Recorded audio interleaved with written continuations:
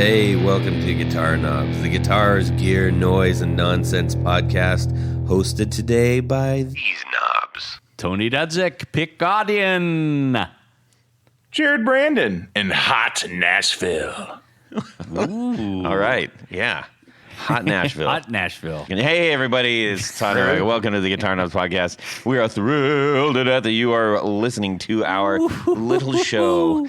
We just hit 275 episodes. Oh, my. I can't actually believe that. And it's largely due to the help of our supporters. I know I'm putting that right up front here, but the reason is we've got one of our longest running ones on the phone right now. Who are you? One of the longest running peoples. I am Grand Poohbah, and I think second ever patron of this fine establishment, Martin Cliffe. That is correctamundo. Oh, what would we do without you, my friend? Well, we'd be doing it for a lot less. We'd have stopped at 175. Yeah, possibly. And Martin is unique in that, well, you're going to find out all the reasons Martin's unique, aside from being a nice chap and a gear nut. But he's got a very interesting life style, I guess you might say. Is that fair to say, Martin? Yeah, I guess so. Okay, good. Pretty varied. I got that one right. I haven't screwed up yet, Tony. Good job. Thank you. I One appreciate for Todd. it. I like that. Keep track. I know he is always keeping count. Anyways, we've got a fantastic show, and we're really thrilled to be able to talk with him. We truly do appreciate all of those who support us on Patreon, and because the world's getting more tougher to do things in for a lot of people. Oh, yeah. Not that we're on the massively suffering end of that right now, but, you know, things is tough all over, you know? Yeah, now the gas is under $4 a gallon. Yeah. So anyhow, let's get on with this. We got a few announcements. Rode mics. Thank you so much to Rode for providing our lovely equipment. They've come out with some really awesome stuff, and we're talking to them right now to maybe play with some of that awesome stuff. Beta. We like the beta. Beta. So if you're creating content out there, I highly recommend. There are so many fantastic pieces of equipment that can really, really up your game. So definitely, if you're checking out new stuff, they are definitely worth the look. So thanks to our pal Nick Stillman down there, I should say. Down under. Yeah. And also, I wanted to mention we've got James Pennington also Poohbah coming up, and he sent us his pedals, as I mentioned last week, and we'll be giving those away after he's on. That's okay. Smart. We want everybody to him to talk about it and all that stuff, and then we're going to give them away. Just so you know, I don't want to bury the lead, as they say in the biz. I don't know if they still say that in the business. Don't bury the lead, Tommy. I don't know. Actually, on that note, I got to watch His Girl Friday with my youngest daughter last night. We love watching like classic movies and stuff like that. And she's opted for like all of the not classic movies up to that house, Full House and all that stuff. That's she wants to watch all that stuff. Yeah. But we were flipping through the channels. And she said, "Can we watch His Girl Friday?" And I was like, "What? Yes, we can." And if you haven't seen it, if you don't know what I'm talking about, it's an absolute must watch from 1940, starring Cary Grant. And it's Judy. Well, it's not that one, but anyway, it is such a dialogue treat. Because it's so fast moving and fun. Anyways. Wow. Welcome to 1940. Yeah. Woo. It's crazy to see. Think about how that's 82 years old. It's remarkable how much the world's changed. Is Cary Grant still alive? No. No, I can confirm that because he would be 140 or 50 maybe. I don't know. Okay. So, it's possible. But you know what is interesting is in that film, he gets a physical for this insurance policy, and the guy he's giving the insurance policy to is wondering about. He's like, well, I don't know if it gets sticky, but anyways, the point is, he says, look, I've got at least 25 more years in me. And I was like, 25? The guy lived like 65 more years. Yeah. Like, what was the outlook on life back then? I'll live to at least 52. Pretty grim. I'm 150 in caveman years. Look, Judy, I'm hanging up the galoshes. 52. I'm done. I'm out. Anyways, I don't know what that was. I just decided to share that with you. That's very nice. Alrighty, we need to find out what's going in our music world this week. We're going to start off with Tanya Bolonsky sitting across from me, and then we're going to check in with our friend Martin Cliffe. Okay. Oh, wait. Hey, Martin, where are you calling from right now, by the way? I'm actually at my parents' house, which is just near Manchester in the UK. I don't live here, which I guess we'll come on to later, but it's complicated. Yeah, okay, yeah. Yeah. Well, say hi to your parents and hope we're not disturbing them too much. Straighten out all the doilies and everything else.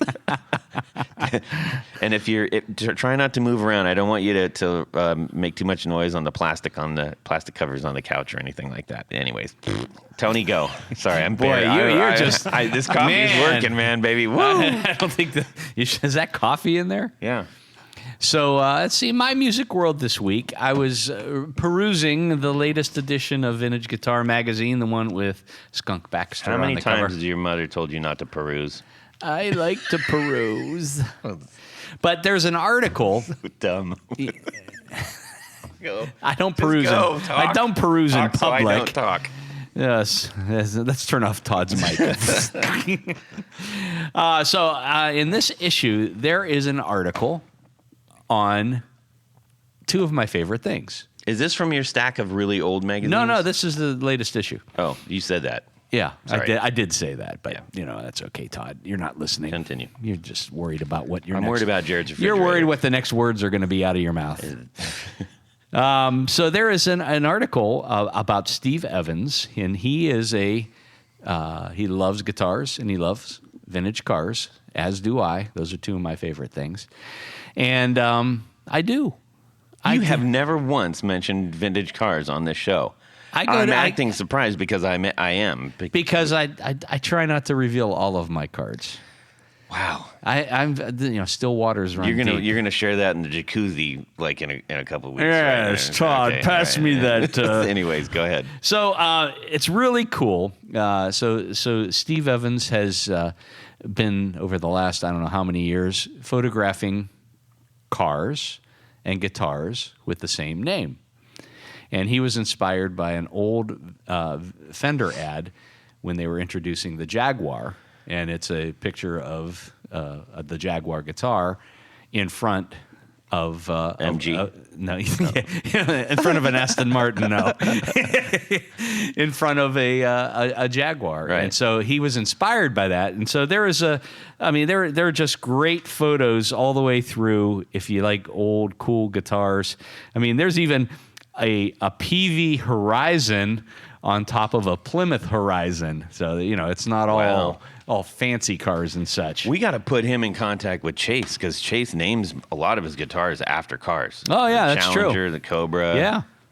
So it's really cool. Superbird. And I got a kick out of it. And I mean, obviously I don't have time to photograph all of my guitars and cars' names, but there's some cool stuff. And right on the lead cover is my favorite thing. Uh-huh. If I had to, you're going to ask me what would be my favorite classic guitar and classic car? Go ahead, Todd. Ask. Your favorite guitar and classic car? Yes. I'm going to go with Corvette. You'd be wrong. Okay. Although that wouldn't be bad because you'd have to. There isn't actually a Corvette. Well, actually, there is a Corvette. There are Corvettes. The Gretsch Corvette. I forgot about that. Isn't there the bass? The German. Oh, Framus. No, Warwick. the thumb. The thumb. Who makes a thumb bass? The thumb Warwick. bass. Warwick. Yeah. Yes. But no, if I had to choose, I would. Thanks, Martin. I'd go back to that classic. I would like an E-Class Jag with a Fender Jaguar. Okay. And I've owned several Jaguars over the years. Guitars? No. Okay. But no, I don't have. Yeah, well, the E, I mean, there is no better. Martin, what do you say? What say you? About the car or the guitar? Both. Never owned a Jaguar guitar. We did own a Jaguar car for about 3 weeks in Hong Kong, but that's slightly complicated. you keep saying that. So. There's lots of complications. Yeah. Yeah, we bought the car. We never managed to get it on the road, so then we sold it to a mechanic who could fix it for a lot cheaper than he wanted to charge us. Yes. Well, the key to most British cars is to have a couple of extra rotor caps and sets of points. Yeah. And a towel. Yeah. Yeah, this was a big XJ6 limousine that we got for a ridiculously cheap price, but unfortunately, weren't able to drive it. Crazy. And Tony, I know you've been waiting, maybe there is an Element guitar out there, since your favorite car is the Honda Element. No, it's not necessarily my favorite. What would that guitar look like? I mean, that would just be square. Oh my goodness! Probably the closest thing would be that Epiphone Airstream guitar that they had out, the trailer guitar, and there'd be like a compartment for like a granola bar, but not a good one, just the standard, a 5-year-old granola bar, the standard Hidden Valley Crunch. Yeah. Stop picking on my yeah, I'm just saying it's lasting forever. Actually, you know what's not too far off from that realistically is the millimetric guitar. Yeah, I guess it's sort of like satiny. It's like almost modular in a way. Yeah. Anyways. Yeah. Okay. Yeah, you Martin raise a Cliffe, good point. Get us out of Todd. this. Okay, so this week I've actually been having a bit of a gear purge, which I know Tony might be horrified by the idea of. Say it isn't so. Basically, we lived in Hong Kong for 8 years until recently, and there is no used gear market there, so I accumulated a lot of stuff that was just then stuff I didn't use anymore. So while I've been in England, I've been clearing out some stuff on eBay. So this week I've sold, I think, 12 pedals, 2 guitars, and a bass. What's your thing? Where can people find all your listings on eBay? Can you do that? So my eBay username is Wakeman26, in Rick Wakeman, and then the number. Oh, as in Rick Wakeman? Yeah. So WAKEMAN. Yep. 26. All right. Yeah, but because I'm leaving the country on Monday, I will have to be then taking all those listings down probably until next Easter. Okay. So don't go there. So don't bother. Do you have any capes available? I don't know. Although my wife has an academic gown for like university. That was just a question about because the wake. No, I always wanted a cape. Well, who doesn't? Jared, you got a cape, right? No, I don't have a cape. I got a giant robe though. That's like a 6X. I got. Because I never wanted to grow out of it. Hopefully I don't. Well, hopefully you don't, yes. I am curious, I don't know if you can actually search by I think you can. people. Yeah. Because I'm interested. I'm just curious to see what you have up there. But anyways, there's a lot of pictures of Rick Wakeman. Yes. Yes. All right. Well, and that was fun, but again, saying, disregard doing that, everybody. Yeah, don't do that search. So, are you going back to Hong Kong, or what's your next destination? We're going to get into that. Wait. We're going to get into. We got to talk to him about stuff. Okay, Todd. Trying to jump. Jeez, I was just. Come on, let's keep things moving. Yeah. Jared, go ahead. Skip Jared. Just go right to Todd. What's in your week with Todd? Yeah, no, it's Jared. Go ahead. Jared, go ahead. Yeah, Todd always goes last. All right. I got a guitar out and played it. Todd, go ahead. This is going to be totally a Jared style guitar week thing. I'm kind of anticipating my Mutron being fixed here pretty soon, and also the prices on those things I've almost doubled. Like honestly, I know it's nuts. I don't know why that's happening. It's crazy. It's totally crazy. I'm just anticipating. It should be right around now or next week, and when I get an email saying, "Oh, your your biphase is done. So I cannot wait to get that back. Oh, that'd be nice. So I've been on breaks that I have during the day when I work. If I'm at home, this is going to be funny. But the most convenient record out of my record collection that I thought I'm just going to close my eyes and grab a record, and then I'm going to play along with it on the guitar and just kind of improvise whatever the music is, no matter what record I grab. And I've got a wide variety of music. And of course, what record do I grab? Foghat. I grabbed, oh no, you're going to laugh. It's Kansas. Milli Vanilli. Again? Yep. Do you just have one record? So yeah, I turned it on, turned it up, got my stereo system finally the way I wanted it. Because the record player's upstairs, and maybe a lot of the younger folks don't realize this, you have to have some sort of shock absorbing system when it's not on a concrete floor or a very stable floor, because if you walk by it and you're my size, it's going to skip. So I had to get some little spring shocks to put under the record player so it doesn't skip. Could you have gotten those spring shocks for the bottom of your shoes? I do, man. I have Nike Air Max. Well, that should take care of it then. It doesn't. God, it just nothing does. Wouldn't like some egg crate foam or something work like that? No, it's got to be some sort of springy shock absorbing.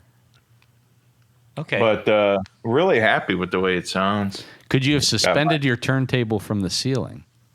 I thought about that, but the ceiling is on an angle, so it'll be extra difficult. But I did think about that. I think it's kind of close to where the TVs are, so the little tiny cables might impede somebody's view of the television. Can you sit in a chair while listening to the turntable? No, because I want to stand and play my guitar and play along with the music.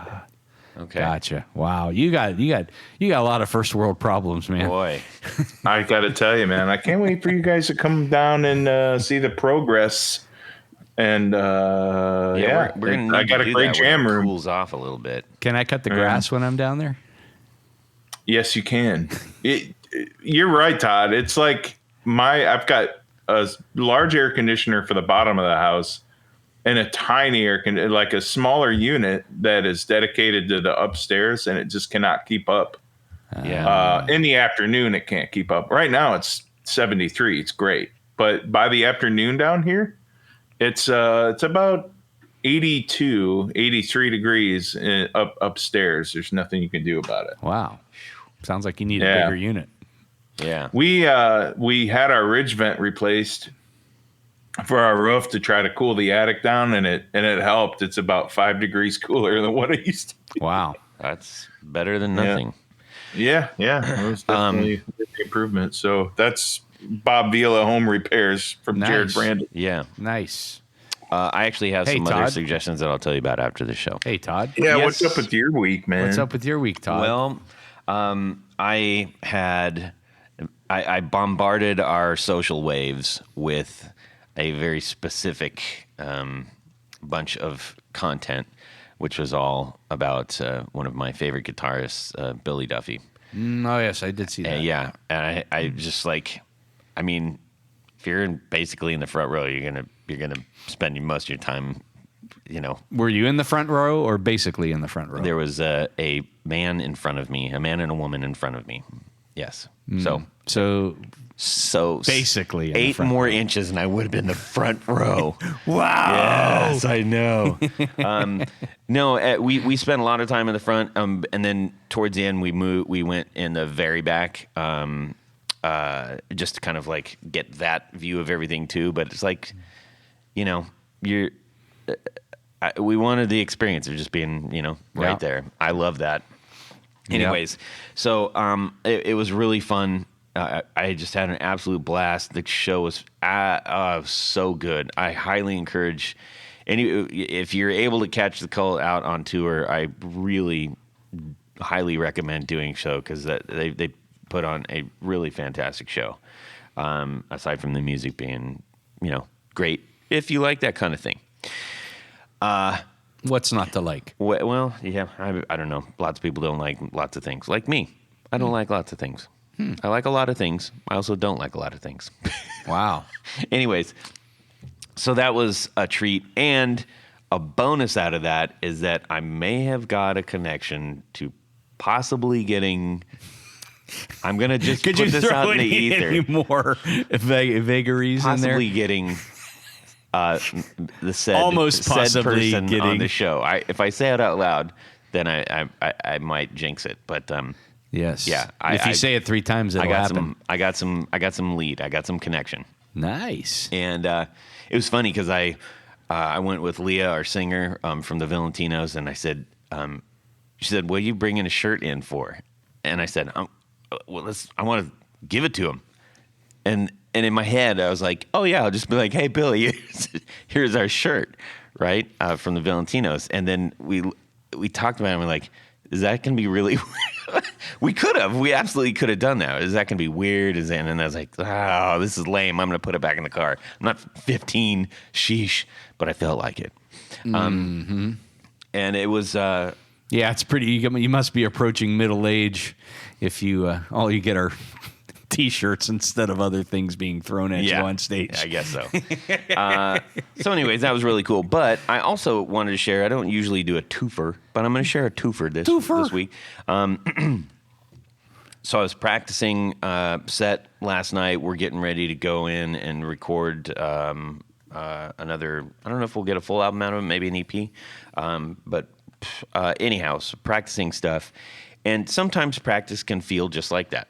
Practice, where you go in and you run through the songs. And by the way, the Spark amp, this is not we're not getting anything from them, but holy mackerel, the Spark amp is such a great way to practice with things that you've already recorded or just learning. Holy mackerel, that has doubled my guitar playing time, at least. Because I can listen to like our recorded set from the last show and play along with it, right through the headphones, the same headphones. Back in the day, I used to have to put my earbuds in and then cans over it. Oh, jeez. But it worked. That's how I learned how to play all the Clash songs and everything. Anyhow, I digress. My point being is, after I got through going through our set and some of the new songs, just kind of winding down. I kind of had, it's kind of like, I guess if you have to walk it off after you run, right? For a long distance, if you just stop it, your body kind of seizes up, where it feels better to kind of walk it off, right? Right. And I know that a lot of time when we're playing or we're feeling like, hey, I want to go play guitar and I need to come up with something new for the band. And if you approach it cold like that, you might be able to get something out of it. But what I have found, especially as of late, I would say the last 3 or 4 songs that I wrote came after I had practiced all of our set. And I started to think, well, that's probably just because I'm like physically warmed up at that point. That's probably just to a certain degree part of it. And I know that from maybe from a mental state, you're kind of keeping track of like, oh, these are the tones and the chords and the time signatures that are all kind of jamming together. So there's a familiarity already there. But the other thing I thought about was at the end of it, it's like you kind of have done all the stuff that you already know how to do, but your taste level is peaked, right? It's kind of like if you got a whole pizza and you eat 3 pieces, if you eat 4 of that same pizza, it's still going to taste like pizza, right? You're not necessarily getting anything more from it. Except satisfaction, maybe. Tony. But if you switch up to some other kind of thing in that realm, this is a terrible analogy. I'm going to go back to music. Like a calzone. Like a calzone, right? Or yeah, maybe Mexican food's better. If you have 3 tacos, time to have a burrito. It's the same stuff, right? Okay. Let me go back to the music, like I said I was going to do before you started introducing calzones. My point is that I found that all of those things together let me get to something new almost automatically. Like I wasn't thinking about, I want to make this thing. It has to sound like this or that, or the pressure of like, I got to come up with something new. I still, my brain and my muscles are still wanting to go, hey, let's keep doing this, right? But I had run out of material. So my brain kind of took over a little bit for me. It was like, no, let's noodle around here. And you just start fiddling around and making sounds. And that's exactly how the last 3 songs I came up with happened. Like completely dropping out of the sky, out of the blue. But they didn't happen in a cold opening of just picking up the guitar and plugging in. Right. It happened after, like, I had done the thing, the warm-up. Yeah. You know? And I don't know, maybe everybody else already knows that. But it just kind of dawned on me, and I thought I'd share. So, on this week's Organic Songwriting Tips. Yeah. And we got on NPR. Who? The Valentinos were playing on NPR. On NPR? NPR. The WCO whatever. Yeah. CBE? What? Yeah, that one. Yeah, we got 2 people saying, dude, you're on NPR right now. Like, what? So they're playing our song on NPR. Anyways. I guess okay. all those patron things helped. I suppose so. So, okay, boy, this coffee is really doing a number on me. Sorry, everybody. Martin, are you still there? Have you given up on us? I'm still here. The rest of the show is all you, buddy. Yes, thankfully. Okay. Yeah, so We don't have to you listen better as start much, doing Todd. your warm-up. Man, I was really on a roll there. I'm sorry, everybody. I hope that wasn't nauseatingly long, but I just had a lot to share with you. Hey, Todd. Yes? You know, have you ever needed to go, you were talking about earlier, trying to, put stuff into left ear, right ear kind of thing? Yeah. Have you ever had an occasion to take a stereo out and split it between 2 quarter-inch plugs? I haven't, but I bet Jared has. Jared, have and maybe you? Martin has. Jared? Yeah, definitely. Jared? Well, the good thing is, Tony. It's called a sleep in Nashville. You know what? What? If you ever do have that occasion, I understand there is a new Y splitter cable that is comes out of our good friends at Tour Gear Designs. That's right. I just saw it posting the other day. That is and it correct. takes a stereo TRS plug and splits it into 2 standard quarter-inch plugs. And that way, if you have a stereo out, you can go into 2 separate amps. You can go into, if you have a guitar that has a stereo jack. It's not just stereo, from what I understand. It's like if you have, let's see here. It says, the flat pedal Y splitter cable by Tour Gear Designs lets you insert any effects you like and does not take up a lot of space, which we already know. Yes. Do your effect pedals allow stereo operation? Well, we mentioned that. Perfect. Open their possibilities with this simple cable. So it does do a lot of stereo. Yes. But also, if I'm not mistaken, it can handle like loopers things and stuff like that. Lupa? Mr. Lupa. Yeah. Very good. Yeah, pretty neato. And it comes with the same flat crepe-like cables. Right. With little tiny ends. I wonder how many people actually know what you're talking, like crepe paper, like creepy paper. No, like crepe. Like a crepe that you'd get in Paris. Right. A crepe. Well, anyways, why don't you head over to tourgeardesigns.com and check one of these cables out. If this sounds like something you need, you're probably going to need a bunch of their other cables too. And just load up your cart. Do it. And when you check out, Todd, you're going to head over to the coupon code and put in the guitar knobs, all one word, and bammo, you're going to get 10% off. An extra 10% off your entire purchase. That is correct, and you will not be sorry. Thank you so much to Tour Gear Designs for sponsoring our 4 on the floor. Jared? Let me get a little bit of this. 1, 2, 3. 4 on the floor. Martin Cliffe, Poohbah extraordinaire, and gear nut. Monsieur, lend us your 4 on the floor. Okay, I had to think about this quite hard because a pedal board with only 4 pedals is fairly rare in my world. But first I went for the Catlin bred Katzenkönig. The Katzenkönig.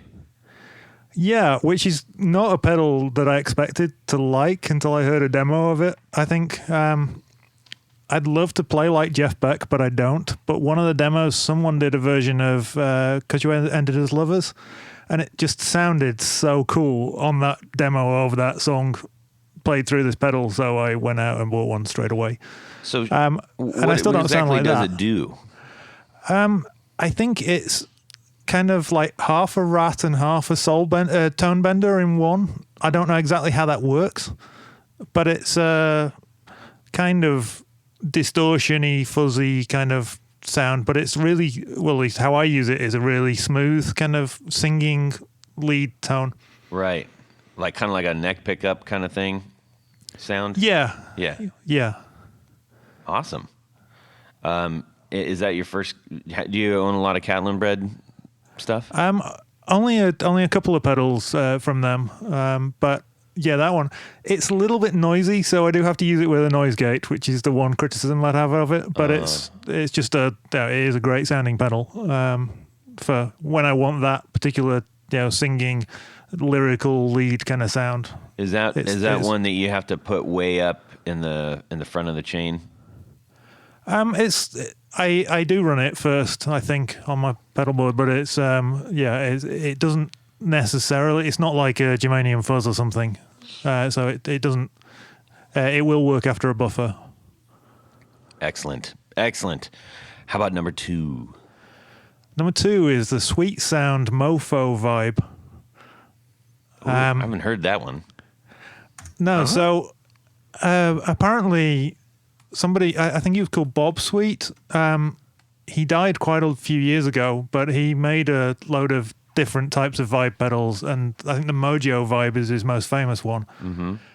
But the Mofo Vibe is just a single knob, small MXR size enclosure pedal, and in 2011 I was a demonstrator for RJM Music at NAMM, who make like MIDI switching gear and that kind of thing, and Ron had one of these in his rack that we were using for demonstrating, and I just fell in love with that particular vibe sound. It's very simple. It's probably a phaser, really, but it's just a really cool sounding pedal. So I went and bought one straight away, and it's been on my board for the last 10 years. Wow. Well, that's high praise.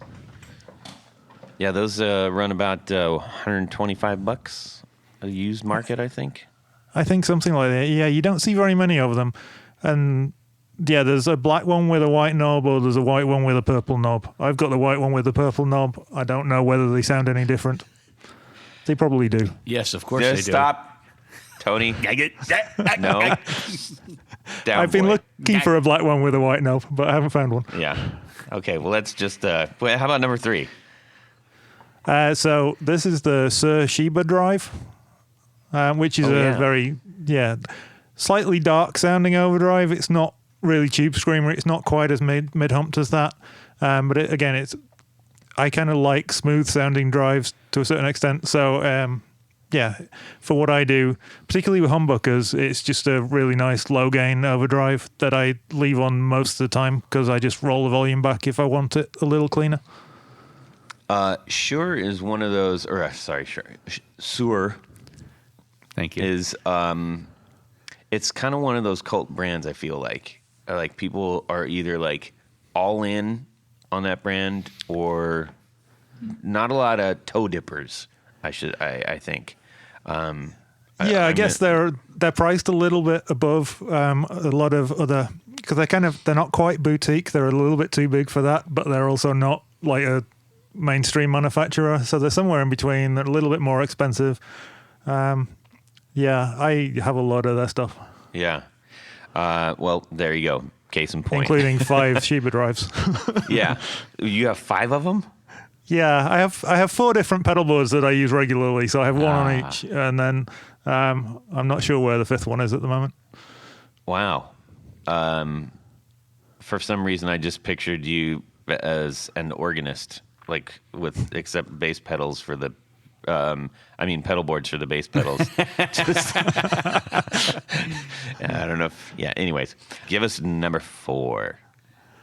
Okay, so for this, I mean, it would have to be a delay of some kind, and the delay that seems to have found its way onto my board most recently is the Mad Professor Deep Blue delay, which is a digital, but it's an analog sounding delay. It's just a very good digital recreation of one, so you don't have to worry about chip shortages and that so much. Interesting. What turned you onto that? So I met the guys from Mad Professor, the giant Finnish guys, at NAMM in 2011. So, and I've always kind of been interested by what they were doing. But then I think it was Matt Schofield was using that delay pedal, and I really liked the tone he gets. I like just a subtle delay, just to, again, thicken things up a little bit. And he uses it for that, and it sounds great. So I'd been using the MXR Carbon copy for years, and I just wanted something a little bit brighter sounding, and that did the job. Interesting.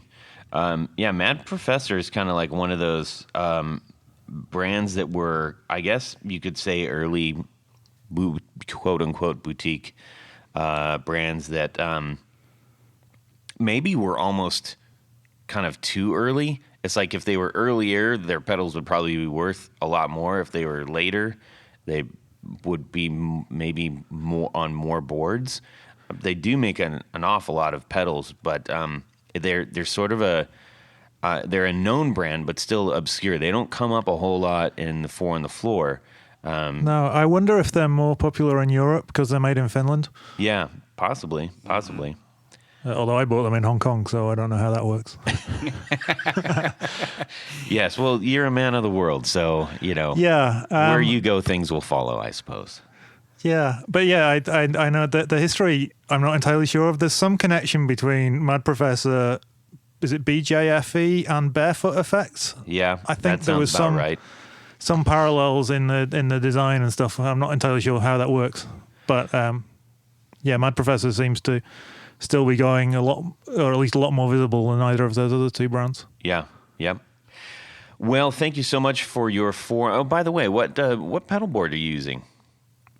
Actually, thank you for your 4 on the Floor. Now we're out of that segment. Tell us about your pedal board real quick. So I use a mono pedal board. It's the small size, so basically a Pedal Train Junior size board, Cool. with about 9 or 10 pedals on. I'm trying to think now. It's been 3 weeks since I've seen it. And you have how many pedal boards? So that's my main one, and then I have a couple of smaller boards with like 4 or 5 pedals on each. I've got one here in the UK, and then I play for 2 different churches, so I keep a small board at each of those churches. Got it. And scattered around the world. Yeah, well, at the moment only in England and then in Bucharest, Romania, where I'm currently based. Right. Oh, wow. And then, so you bring gear to Hong Kong. I know you used to. Let's get in it. Hang on a second here. Let me instead of tracking your pedal boards all over, telling the story. Check the tracking. Martin, I think one of the things. By the way, everybody, we're talking about Martin now. So, one of the interesting things about you that we learned early on is I found it very interesting that you were living in Hong Kong. I think when you first joined us, you were in Hong Kong. And since then, you've, as we've corresponded, you're like, well, I'm in Bucharest now, or I'm in England now, and that just is a kind of a fascinating story there. So, can you kind of give us the background on where and why your travels have taken you to places? Sure. I mean, it's all my wife's fault, really. She is a teacher, a chemistry teacher. And after a few years in the UK, she was looking for a new challenge, and someone said, "Well, why have you tried looking at international jobs?" So there was a chemistry teacher job came up at a good international school in Hong Kong. She applied for it, and off we went. She got it, at least, and then off we went. She is of Asian descent, correct? Yes, she's British-born Chinese. British-born. So she had at least probably a little bit of a leg up there, right? Yeah, my father-in-law was born in Hong Kong. He's lived in the UK since the 60s, but he still had family over there. How long were you guys out there doing that? We were working in the school for 7 years, but then we spent an extra year in Hong Kong volunteering full-time for a charity that redistributes goods from people who have too much to people who don't have enough. Oh, that's awesome. That's fantastic. It's funny when you were just talking about the Hong Kong and British connection. My head immediately went to one of my favorite authors, James Clavell, who did an entire series on this historical link between England and the UK and how that all started up, how Hong Kong started and all that stuff. So I'm sure you're probably not tied to the family that was in that book, but it's in my head you are. So there. Okay. And by the way, that's, if anybody's like, what's he talking about? James Clavell is the one who wrote Shogun, and then followed up with an entire series beyond that. So a lot of people will say, oh, wait, Shogun, I've heard of that book. Yeah, well, dig into it. Arguably the best book series ever written. Just saying that out loud. You're in Hong Kong for a long time, and then we were catching up, and you said, I'm going to be moving to Bucharest. How does one get from Hong Kong to Bucharest? I mean, I know it's a plane probably, but... Yeah, we'd got to a point in our life where we were ready for something new. Hong Kong is a very exciting place, but it's quite tiring. It's a very lively, high energy place. And by the time we'd got into our 40s, we felt that we wanted somewhere that was a little bit calmer and also a little bit closer to home, because parents aren't getting any younger, and we wanted to be within 3 or 4 hours of them rather than it was a 13-hour flight from Hong Kong. Do you know people there already, or? We didn't. We soon got to know a couple of people through mutual friends. But it was just, again, just looking at which international schools were advertising for jobs. We ended up in a position where we basically had to choose between Lisbon in Portugal, Bratislava in Slovakia, and then Bucharest in Romania. And Romania just felt like the right place to be. Interesting. You are very involved in music. This isn't the podcast about your wife's show or anything like that. But you've shared a lot of on your socials and just kind of back and forth with us. We've seen a lot of gear. You have quite a lot of gear. You like to experiment. I'm curious, as you're going from country to country, it seems like that would be limiting, because you'd be like, well, I'm here, but I can't. Either gear is really expensive, it's hard to get. How am I going to bring this everywhere? Tell me about that a little bit. Yeah, I think before we moved to Hong Kong, I had a bit of a clear out and sold on anything that I didn't see me absolutely needing before we moved. Because at that time, we didn't have a vast amount of spare money, so we were trying to keep shipping costs as low as possible. I think I sent 2 guitars and a bass over, and a handful of pedals. But then Hong Kong is a really good place to get gear. There's no import tax. There's no sales tax. So you can get stuff relatively cheaply, and salaries generally are pretty good over there. So I built quite a stockpile. Quite a ridiculous stockpile, really, of gear during 8 years in Hong Kong. And then it was a case of, okay, now we're moving in 2011 during a global shipping crisis in the middle of a pandemic where everything costs 3 times as much as it should to ship. You mean 2021? Yeah. Okay. Sorry, I said 2011. Yeah, I was like, wait, there was Where one did that back then? decade go? Yeah, so it was a challenging time to move. I ended up shipping 19 guitars, a drum kit, 4 keyboards, 6 or 7 amps. Oh my! And then maybe 90, 100 pedals, which is why I had plenty that I could clear out at this time. Wow, you're making a lot of people consider Hong Kong right now, I'll tell you that. Yeah, I mean, it's a fun place to go for a few years. It's definitely worth visiting. It's a great place to visit.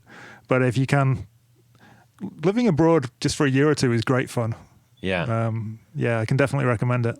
Were you just playing just to play for yourself? Like, were you? I think I recall you talking about like teaching music. Yeah, so after a while of kind of just being in the school community, I gradually took on various roles, including running sound and lights for the theatre and stuff at the school. It was a big international boarding school. And then I got to know the music department, and when one of the guys left, I was asked, do I want to start running? I'm not a qualified teacher, so I couldn't teach classroom lessons, but I could run ensembles and extracurricular activities, so like band sessions. So I started doing that, and also did some bass guitar one-on-one tuition. That had to be exciting and a new challenge, I imagine. Yeah, it was great. I mean, these are wonderful young people that I was working with in small groups. So I'd be working with 6 or 7 kids usually, producing some really fun music, and just encouraging them and sharing my experience from 20 plus years of gigging, and then putting on concerts. And yeah, they're just basically, my role was music coach, and I was literally coaching young people in music. So you're like School of Rock. Yeah, You're Jack Black. yeah. I mean, but I think that the school saw me basically like a sports coach, but for the music department, and so I rolled with it and had a wonderful time. I did that for about 4 years. Now, have you kind of established something similar in Bucharest, or are you working on that? I'm working on it. Since Brexit, visas are a little bit complicated in Europe if you're British. So I cannot currently work in Romania. So I'm working on that. You can work for free in Romania, Yes. which is not working. That's called volunteering. Volunteering, yes. Tony helps me with words. Yeah, still working on my residence permit as well. So I've been in and out of the country for various times this year. I had to come back for 3 months in the winter to the UK because my visa ran out, and then went back for 3 months. That visa ran out, came back to the UK, and then I managed to get it's called a family reunification visa at that point. So I was no longer a tourist, so I could go back in on that visa. And now I'm applying for residency, but it's, complicated, as I think I've said a few times. Yeah, That is, very I can't, complicated. that just sounds absolutely exhausting, aside from complicated. And the amount of trust you have to put in systems and waiting and stuff would have me clinging to the ceiling. That would be very difficult. You're a patient man, Cliff. Yeah, I mean, what we've learned, Hong Kong bureaucracy is everywhere, and everything is very slow, but it's very systematic. So if something says it'll take 30 days, it'll take exactly 30 days. In Eastern Europe, it's kind of, if something says it'll take 30 days, it might be done in 5, or it might be done in 100 days. So you just have to kind of roll with it and just be flexible. What is the so you're gonna stay more permanently, I guess, or not permanently? You're gonna stay longer now in Romania. What is the draw there? I think it's an underappreciated gem in Europe. Bucharest is a beautiful city. It's got a lot of history. The weather is really good. There's great public transport. Cost of living is low. So from that point of view, it's a really good place to be. We're involved in a really good community, both in my wife's school and also in our church. So we're very happy in that kind of social sense. It would just be nice to find gigs and be able to do more playing. Really would be what my goal at this stage. Right. Because with COVID, nothing happened for the first year that we were there. Yeah. Was there a language barrier for you? Yeah, not as much as Cantonese was. But I can at least read Romanian a little bit. I mean, I speak a bit of French and a bit of German, so I can kind of figure out what some of the words mean. But quite a lot of people do speak at least a certain level of English. But a lot of the community, there are quite a number of expats, not that many British, but quite a lot of Americans and other people who do speak English to a certain extent. As far as your you're playing, you're talking about gigging and stuff. Like what kind of stuff have you grown up playing? Or maybe not grown up, but just where's your musical history stem from? I guess I sort of came into music at the tail end of kind of the hair metal era. So I was born in '78, so I was kind of the end of Guns N' Roses and Bon Jovi and all that kind of stuff. And then Nirvana hit. So, I liked the 87? Sorry? Nirvana hit in like 90, 91. 91, yeah. Oh, okay. Sorry. Sorry, He was hang on. born in 78. You born in we did the math on. Sorry, we forgot you grew up during that time. So. Yes, immediately as an infant, he was listening to. Well, both of us looked up and said, "Wait a minute, the math on that." So, Yes. okay, go ahead, Martin. We screwed up your thing. Go ahead. Okay, yeah. So I think my parents actually blame the Transformers the movie animated film for me getting into hard rock. I had the soundtrack for that on vinyl, and I used to listen to that all the time. That was a really cool rocking record, particularly when I was like 7. Possibly very different to what else I was listening to. But yeah, I started playing guitar at 12 or 13, so that would be 1991 kind of time, and got into playing.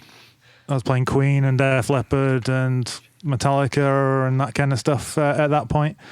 Played What's quite your a lot favorite of Def metal Leppard over song? the years. Probably Hysteria. Okay. Well, that kind of goes with your smooth thing that you were talking about. Yeah, it's also one of my favorite karaoke songs, but it's not on very many karaoke systems. I love that band. Karaoke. Yeah. I've kind of diversified from there. A friend introduced me to Dream Theater when I went to uni, so I got very into that. I can't play any of that stuff, but Who can really? I mean, no, yeah, but that kind of sent me down more of a prog route after that. So when like the side projects that Mike Portnoy did, Transatlantic, then got me into Spock's Beard and the Flower Kings and other kind of the European Renaissance of prog, which came out. I guess that would be early noughties. There were quite a few bands coming out at that time. Is that where the Wakeman thing comes from for you? Yeah, I'm not entirely sure how Yes kind of fell into it, but I'm a big Yes fan. More as a bass player, probably, that I fell in love with the way Chris Squire plays bass. Great musicianship in that band. Absolutely, yeah. And I've been playing bass alongside guitar again since I was about 15 or 16. So. And certainly done a lot more paid gigs on bass. Yeah.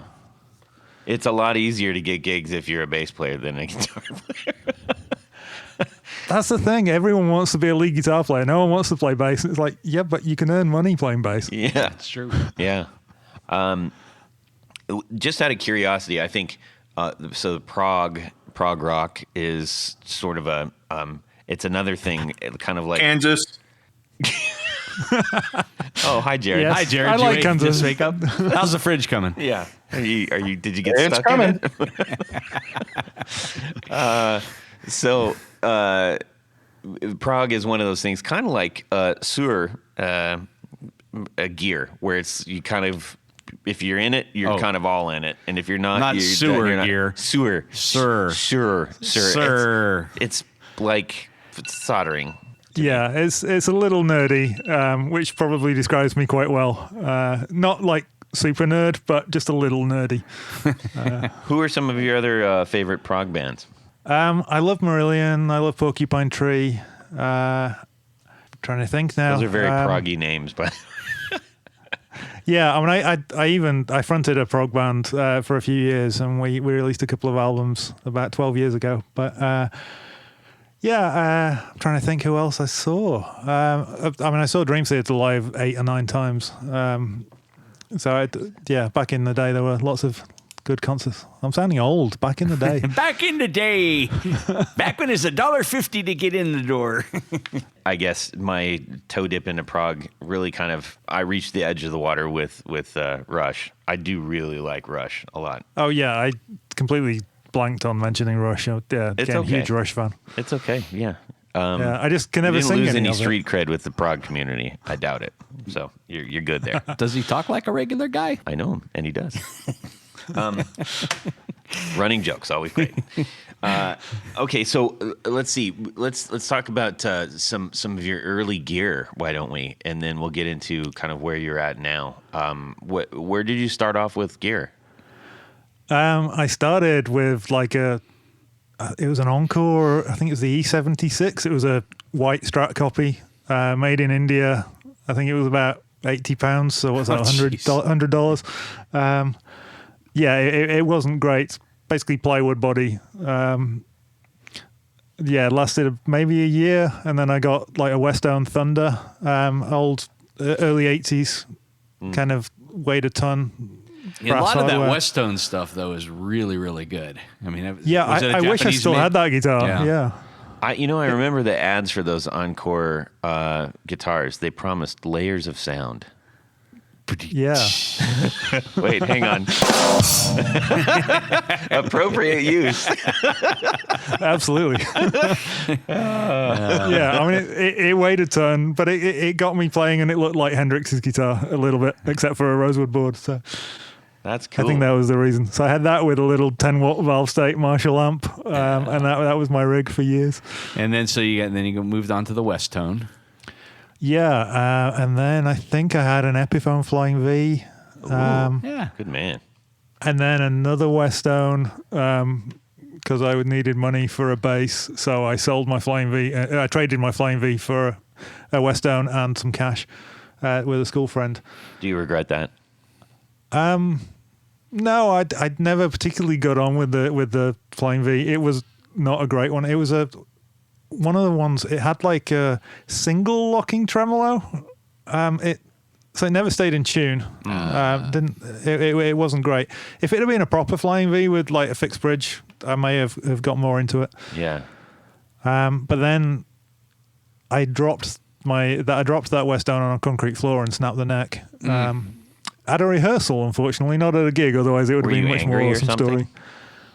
Well, we were playing "Smells Like Teen Spirit," and my strap fell off. So It fell off, or you were doing a swing around I suspect I was jumping around quite a bit at the time. Yeah, that's fun. So let's fast forward into now. Like, where are your musical tastes lying now? What are you playing, and what are you emulating? That's a good question. My main guitars are Sir Standards. I have 3. I at one point had 8, but Wow. I've reduced that down. Tony has made a couple of pickguard. Well, I think 4 pickguards for me. I for them. believe so. Yeah, both my main guitars have pickguardian pickguards. Of course. We would expect so nothing less. I have one that's absolutely. I have one that's a dual humbucker and one that's a 3 single coils. They come HSS, but I always find HSS is a bit of an ugly compromise. I'd rather have single coils and then humbuckers in different guitars. Now, and which models are these? They were the Sir Standard Pro. I think it's the Standard Plus is the current model, but Strat style. Okay. it's like Super Strats. They're a little bit smaller, not quite as pointy as like an RG or something, but not as rounded as Strats. I always find Strats like slide off my leg if I'm trying to place that down. I'm not a Strat fan. That is ironic that you're not a Strat Yeah, that fan. I play a 3 You single play coil all guitar, Strats. but I don't like Strats. You've mentioned like 6 Strats so far. I'm not a Strat fan. Now, have you ever owned any of the Pensa Sur guitars? I haven't. I've played one. It was beautiful, Yeah. but no, I've never owned that any. was when John Sur was just kind of getting You mean started. Sur? Sewer, when that sewer guy, but he hooked up with Rudy Pensa in New York, and they formed a company together to really get his the guitar line started. And I've played a couple of those, the Pensa Sewers, and boy, they're wonderful instruments. Yeah, I think that was even before he was working for the Fender Custom Shop. So yeah. That was a long time ago. Yeah, but I mean, Martin Knopfler's guitar is a beauty. That, they were phenomenal guitars, but they're very expensive. So, what is the draw to the I am gonna try to say. I honestly, I'm struggling saying this. This is ridiculous. I can't. I'm struggling with this brand and the thing that you melt. Solder. What is what for both of you? What is the draw to Mr. Sewer? Sewer? I mean, well, I can on myself. I would say because he was one of the earliest, I guess, boutique builders of guitars, and went on to work at Fender Custom Shop. Now has his own line of guitars. And amplifiers, and pedals, and yeah, pickups, yeah, the whole ball of wax. And I think that they're, the ones that I've picked up and played, I've just been really impressed with. How about you, Martin?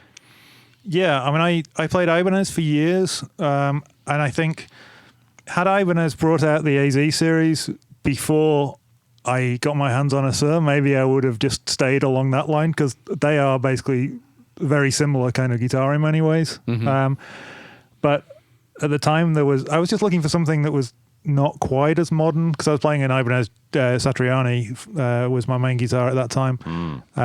And I was looking for something. I inherited some money when a family member passed away, and I wanted to spend it on a special guitar, and that guitar is my Blue Sur that I've played for the last 7 years.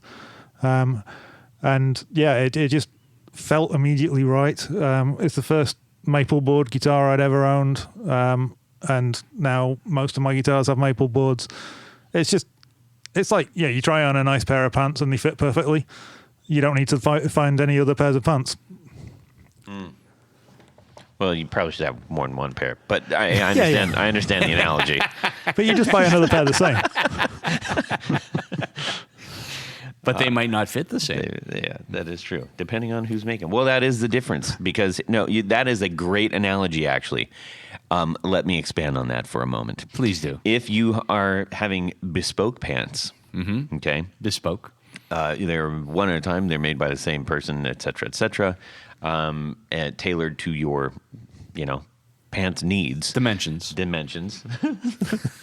Yes, they will go to the same cut every time. What's interesting is when you buy Gap jeans or even Levi's or anything like that, anything that is mass-produced, fabric is stacked like super, super, super high. They cut the material from top to bottom. They're shifting in that.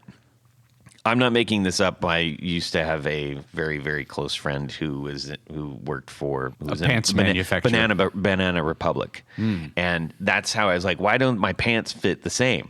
And she explained to me that was one of the reasons why. Not, maybe not the only reason. Because they cut a big, tall pile of fabric. Right.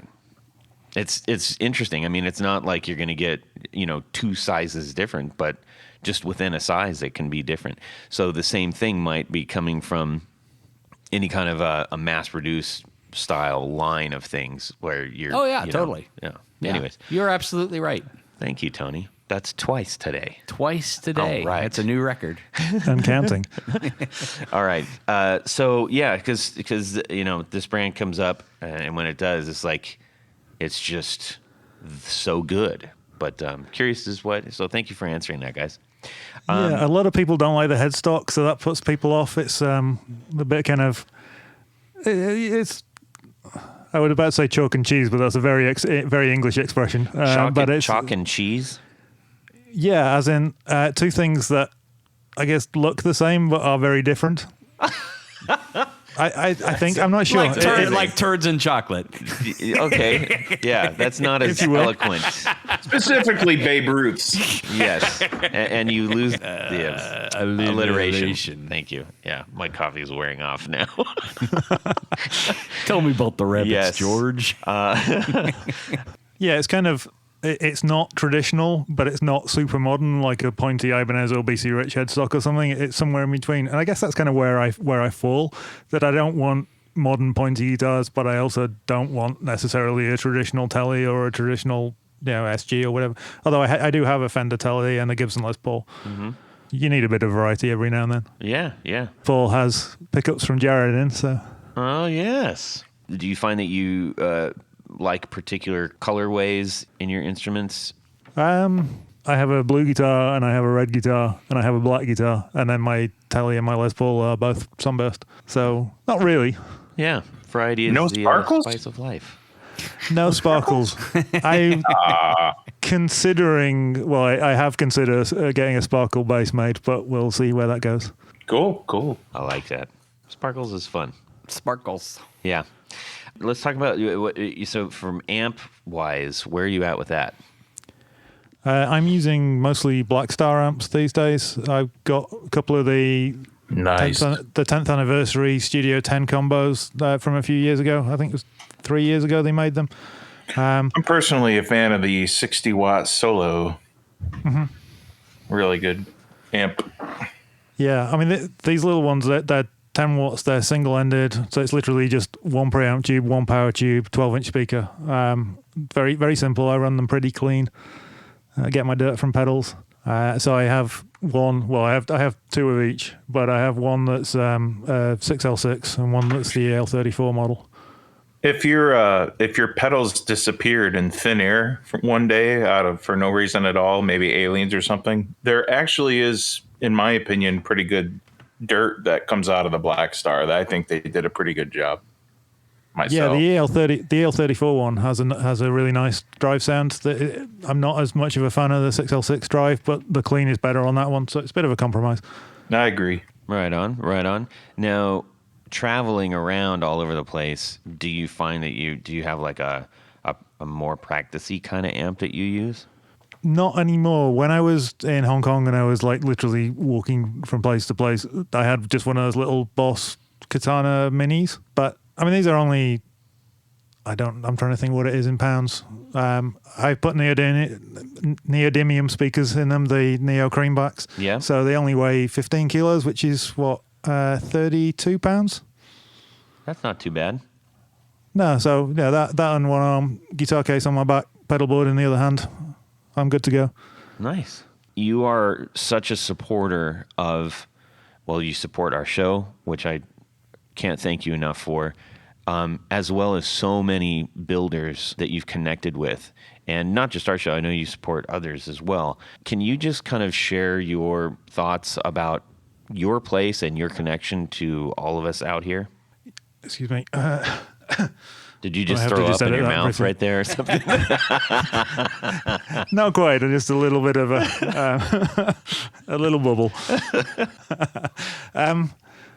Yeah, I don't know. I mean, I just like the idea that small builders or people can put a company together, or even just themselves make something that's really cool and a little bit different. And even if only a few people get one of those and appreciate it, I think that may have come from being a prog fan. A lot of the bands don't have huge fan bases, but these days with the internet, you only need 10 people in one country and 10 people in another country and so on. And all of a sudden you can make an album. And in the same way, you get a few hundred pedals around the world to different people, or a handful of guitars in the right hands. And people are just making really cool stuff. So I love that while I've got nothing against playing Boss or MXR pedals or whatever it is, I like the idea of going at least. I'm maybe not kind of uber boutique guy, although I've got a few things by Alex at Xander Circuitry. But Man, he makes I some like great stuff. He does, yeah. I think I've bought 5 of his pedals. It's a shame that he's changed the format now. So I've got the old ones and the new ones are cooler. Yeah. But yeah, no, I love that. I don't get a lot of chance to use that kind of level of dirt in what I do. But the Junipero or Junipero or whatever. We never did sort that out. But did you get a chance to try that pedal that he put out? That was his big sort of exit from the mishmash of all of the dirt pedals that he was making into modulation. Did you? Yeah, no, I didn't try that. I think I've got the Surplus and American Geek, which I think were the 2 of the early ones. I've got the Seaver, the Terra Firma, and one other, and I can't remember what it is, but they're all pretty dirty. I think my alter ego has like a secret stoner doom kind of musical taste that I don't know about, and then every now and then I find these things on my board and think, what was I playing? That's fun. You need, you need, as much as you like the center of the Oreo, you need the cookies on the outside too. Yeah, so I'll find my Les Paul tuned down to like drop B or something, and a whole load of dirt pedals with lots of gain. Nice. Anybody else that you think you've paid special attention to as far as pedals or guitars outside of Sir or what you've just mentioned? I'm good friends, well, reasonably good friends, I guess, with Ron Manelli from RJM Music. Again, I did NAMM with them 11 years ago, and we've met up a couple of times since when we've been in California. And he produced, some of the earliest really good switching systems. Certainly, not kind of at the level of Cornish or whatever, but at an affordable level, you could get something that would do switching in a really good way. So I've got a couple of his Mastermind controllers and a few other bits and bobs. I'm happy to support and promote them in any way because they're really cool guys. They're down in just outside San Diego. And then Mike Lull, custom guitars, all my basses now. Well, once I sell my Fenders, will be Mike Lull basses. Mike Lull? Yes. Yeah, so Mike, I think he used to be a roadie for Pearl Jam. He passed away a couple of years ago, unfortunately, but his sons are carrying on the company, and they're producing really. They do guitars as well, but their main line is custom built basses, 4 and 5 string basses. Nice, very cool. Well, I really appreciate your sort of range of things and your appetite for gear, and I think probably turning gear over quite a bit is fuel for that. But having turned over so much, is there anything that you really regret getting rid of? It's interesting. I actually made a video about this a few months ago on my YouTube channel. But I have one guitar that I wish I hadn't done. I think I took it a mod too far. I had an old Charvel 275, like Jackson Dinky style guitar that I got when I was like 16. And the last time I tried to refinish it, I lost a couple of parts. And this was pre-internet, well, pre the internet as it is today. So I was just unable to find replacement parts for them. So in the end, that guitar left my collection. I just got so fed up with it that I trashed it in the end, which was a shame because now I would be able to find the parts on Reverb in 5 minutes and no trouble. Other than that, I don't really regret anything that I move on. I'm very much kind of minimalist minded in the sense of I like to keep stuff around that I use, but if I don't use it, I'd much rather somebody else is using it and having fun with it. And so, yeah, if I'm not playing a guitar, I want to see it played. I don't like guitars sitting in cases. Yeah, I like that. By the way, I guess this could be a tiny little PSA, but based on what you just said, I've had a couple of things like that myself, and I can, fortunately, we've got between Reverb and Craigslist, and at least in some of the states here, we've got Music Go Round, which is a franchise that allows you to turn over music gear. But some things, that if you take them down those ways, you're really not going to get what you want out of it. But it could still be good gear. Maybe not good for you anymore, maybe not the right gear. But there have been several things. We've got, I got my kids in music in their schools and stuff, and the programs and the teachers there, along the lines of what you were talking about earlier, are so dedicated and they're so fantastic. And shout out to Mr. Black, and he's doing so much. I know this is a very, very focused thing right now, but I know that there are people listening who know who he is in the tighter community here. Anyways, point being, if you have gear, even like, little crappy practice amps that you might have had that if you tried to sell it, you probably couldn't get $25 for it. That's an amp that some kid may not be able to even get, right? So I would highly encourage everyone out there, if you have gear that you feel like you want to part with because, to your point, Martin, gear that's not being used, is that good for anything? And if you're not going to sell it for a nice turnover to get something else, what do you do with it? Give it to the music teachers in the schools around you, and you're going to feel really good, and you're probably going to help somebody out who may not have ever had the chance to use something like that. That's a tiny little PSA. I'm throwing it out there for the teachers. Yeah, no, for sure. That's a great way of doing it. Or sometimes charities as well. If there's a youth group in your area or something that has a rehearsal space, that old, crappy amps always break. So there's always room for a spare guitar amp or bass amp or whatever. Old cords, if you've upgraded all your cords to Tour Gear, all your patch cables to Tour Gear Designs patch cables, maybe you've got a bag of old ones that you can pass on to a young guitarist coming up. Yeah, exactly.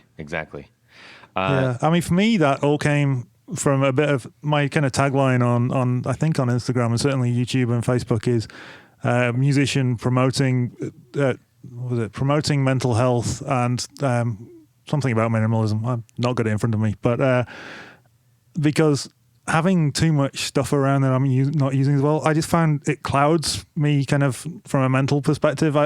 It distracts me if I see stuff that I'm not using, and I'm most creative when I've got less stuff in front of me. I'm going to tap on this really quick. You just brought up something that I wonder how much this has an effect on. I'm taking a stab. This is layman's psychology here, but do you think that there is pressure of not doing something well or not doing something enough that can create like sort of negative vibes for you? Like if you've got a ton of pedals or a lot of pedals and they're sitting there, but you're not using them and you don't have time, do you think that could actually be a mental burden of like you're not doing something well enough or something along those lines? I think it can do. I think there are different kinds of people that respond to different kind of things. So there are some people who like just having stuff, and if it goes too far, you become a hoarder or whatever. But there are some people who like having options and stuff, but other people, I think, you do get a sense of guilt or maybe imposter syndrome if you have stuff that you feel you're not worthy of. Mm-hmm.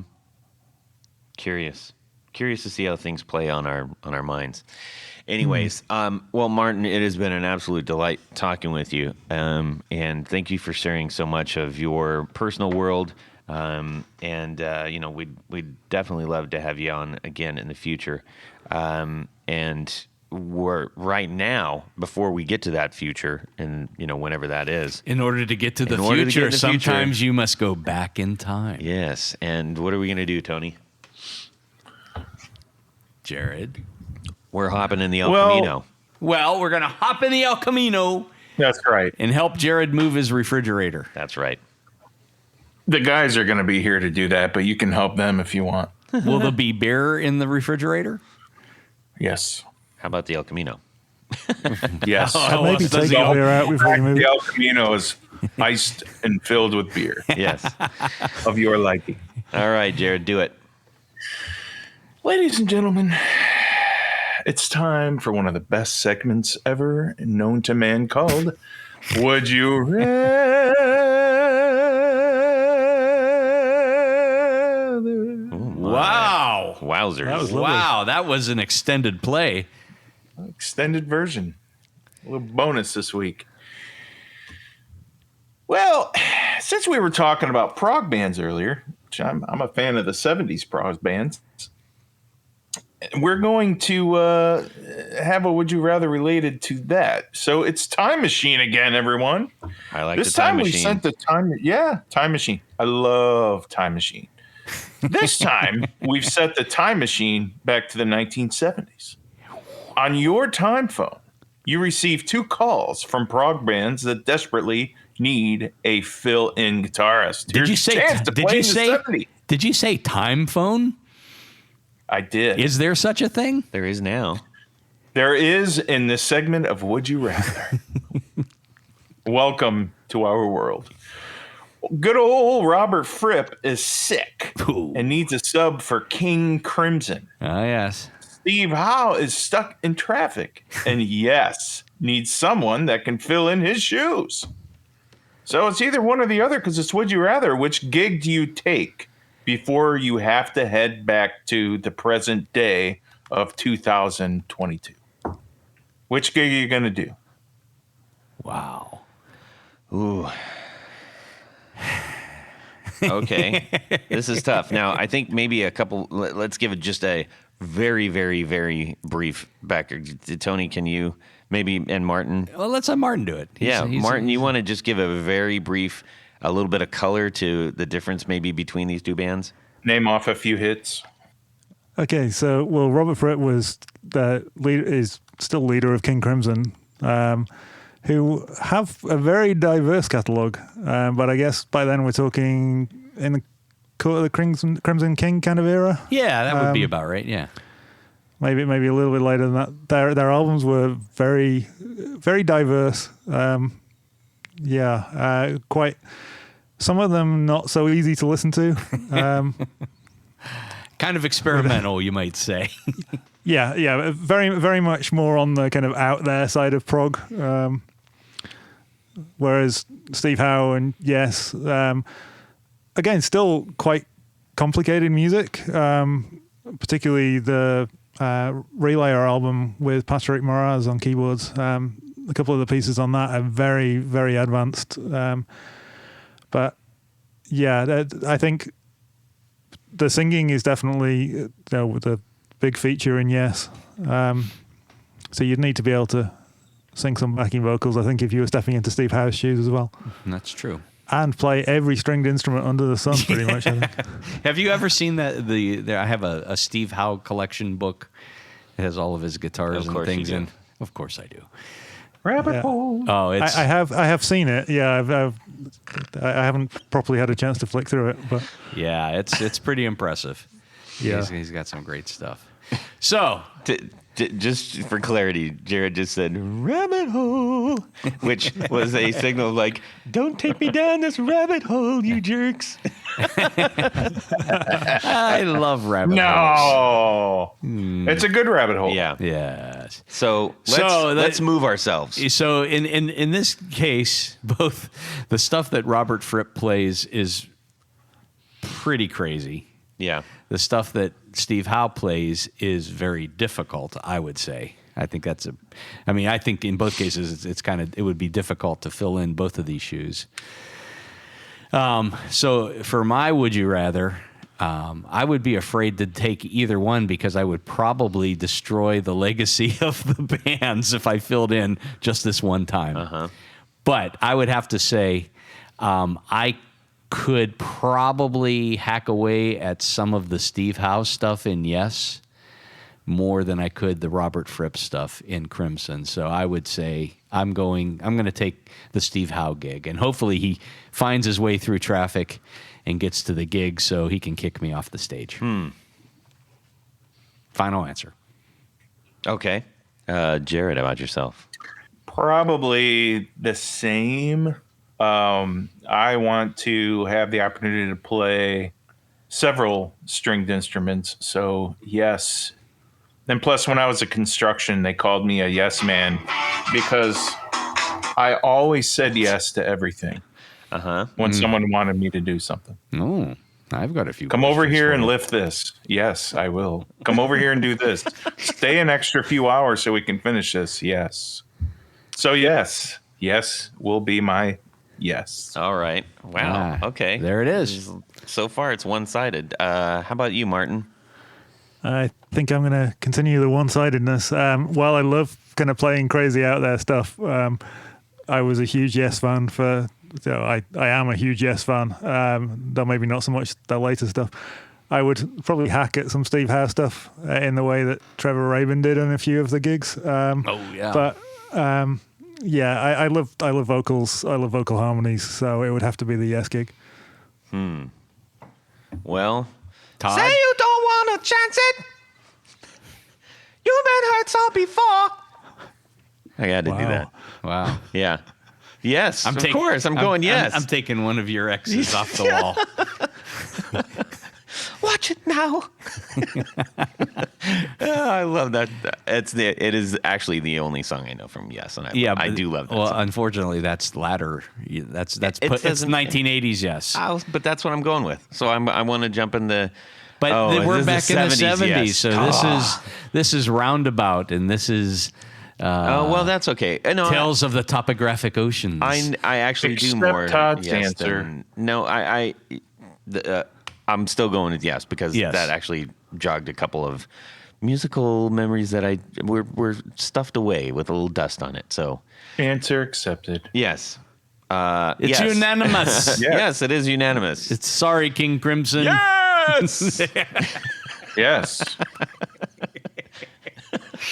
A little throwback to Toast of London. Yes, we love Toast of All right. London. Well, that was a great one, Tony. Thank you, Todd. Yes, and Jared. Yes, of course. Yes. All He right. can't stop saying yes. Yes. Yeah. I've got Tony, that right about- the You'll go- vocoder thing from. It was on the Yes Drama album, I think, in 1980. There's a on one of the songs. There's a vocoder part which just goes yes, yes, and that's just going through my head now continuously. Yes. Yeah. Okay. Okay. So, Todd, at this point of the show, there's a special group of people that we love to thank. And not for That's pity's right. sake. No, we just love to thank them. Uh-huh. We do. These are our executive producers. Now, you might be right. wondering what an executive producer is, and maybe more importantly, how you can become one. Quite simple, actually. Head over to patreon.com/the Guitar Knobs. Check out a couple different levels in which you can participate, become a sponsor, a patron of this very podcast. Yes. Each level comes, yes. Just say yes at patreon.com. Todd will send you stuff. Yeah, and this is your chance to prove yourself. You are the move you make. That's right. Yes.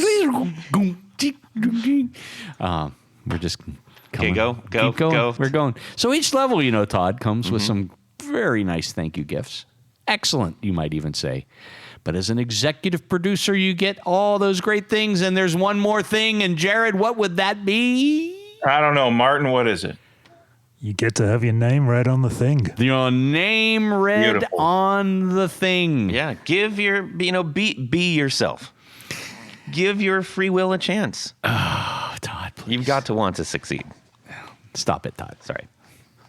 So special thanks to these executive producers: Moon Guitars, Veteran Pedals, Drew Lopez, John Helverson, Rick Calhoun, Trevor Gunberg, Elad Mizrahi, Mike D, Richard Kendall, Mark Garton, Matt Hart, James White, Justin Jones, Anthony Gemolero, Bill Golwa Guitars, John Esterly, Anthony Lathrop, Stefan Lamb, Michael Senchuk, Ken Sayers, Doug Christ, Darren Gregory, John Anglin, Tom Brazen, Rusty Sneeden, Ralph Gottschalk from Wonderful Audio Technology. What?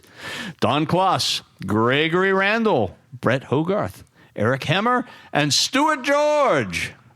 Indeed. Thank you. Thank you. But wait, Todd, there's more because we have a special level of executive producers. We call them our Grand Poohbahs. That's Yes. right. I believe our guest knows a thing or two about a Grand Poohbah I ship. think so. Hey, I forgot to ask, do you have your fez upon your head? I don't, because it's in Bucharest. Well, that's a You know, problem. I think, okay, Yes. I can accept that excuse. I should explain that I should have been there yesterday, but flights. Yes. Well, and Yeah, one yes. thing that's interesting about the Poohbah level is, up in the penthouse, we've recently installed brand new life-size Jared Jared-shaped mirrors in which you can see yourself because you are the steps you take. All different directions. Are you a They're fun owner house. of a lonely heart? Let me ask you that. Okay, go. So special thanks to these Grand Poohbahs. Breath in, breath out. Tommy Manasco, Ricardo Igareda, David Kaminga, Brandon Wow pickups, Hex Matos, Michio Murakishi, Bob Crouch, Jack Cadian, Sam Jett, Tyler Rhines, LSJ Music Company, John Williams, James Pennington, Adam Johnson, Steve Keys, Cody Foster, Science of Sound, Brian Robison, Jonathan Jerusik, Corey Nigro, Michael Van Zant, Tim Nowak, Jonathan Daly, Sean S. Eddie Saratos, David Poe. Oh, and there's one more. I think his name is Martin Cliffe. Hey. All right. Thank you all so very much. We've mentioned it several times already, but your help helps hugely. We could not do this without you. Nope, we would that not is- have 275 episodes without you. No, and now 276. 276 as of right now. All right, Martin Cliffe, where can people find out what you're doing on wherever you are in the world? So most of what I do publicly is on YouTube. So it's just youtube.com/Martin Cliffe. That's CLIFFE. I talk about music. I talk about minimalism. I talk about mental health. Yeah, that's pretty much it. If you Instagram, same username, but mostly pictures of food. Yeah, that's right. You guys do take a lot of, but you're all over the world, eating all over the world. So Now, that's what cool. about the things that you don't do publicly? Anyways, Tony, how about yourself? Head over to pickguardian.com. Check out some of the things that I do, the things that I offer. Best thing to do, though, is shoot me an email. Let me know what you need, what you're trying to do. I can customize something special for you. Yes, we got to work on helping to show all of the fantastic materials that you have to work with. Well, a yes, little bit more. I have a few of I those. think we need to Would you like work to see on them? something like that. Yeah, more than just gold sparkle. Yeah, like well, some people only your know. entire stock is reserved for me. So hands I think off. So. Got to buy a As full long as sheet you've got for white Todd. pearl, that's good. Yes, Yeah. indeed. Jared, You can find me on the fun channels of Instagram, jared.allen.brandon. And you can listen to my dogs bark too. There you go. No, give me a message and I will talk to you about pickups, gear, whatever you want. yeah. And Brandon Wound Pickups is still rolling strong with Zach at the helm. So you can still go over there and get yourself a nice pair of Brandon Wound Pickups. I actually just put some in my Flying V. That's right. So you can send me an email, Todd at theguitarknobs.com. You can also DM me on Instagram at guitarknobs. We would love to hear from you. Send us your fabulous would you rathers. Connect with us. Share your thoughts. And we really appreciate you all out there. Martin Cliffe, thank you so much for joining us. We really enjoyed talking with you. And thank you so much for your support. It's been a pleasure. Take care of yourselves, everybody out there. Have a fantastic guitar week and subscribe. Just some Weetabix and cup of Weetabix? tea, I think. Why not We- bangers and mash? It's true. It's a shambles. Anyways, I'm gonna get me out of that, right? That I would have definitely had to backtrack. Yes. Edit. Hello. Hello.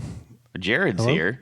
How'd that happen? I've Yeah, come he in. appeared This is my third on the time mixer coming in briefly the and then room. disappeared again. The first time I got you, Okay, number 3. That was number 3. Sorry, my bad. Well, I'm glad you're keeping track. Good job. Hang on. Oh, boy, I'm crashing now. We're counting backwards. How about number 2? Yeah.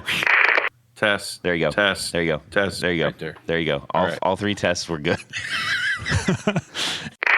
Or just like tape it open so you don't close it by accident. Tape that works, yes, or a zip tie.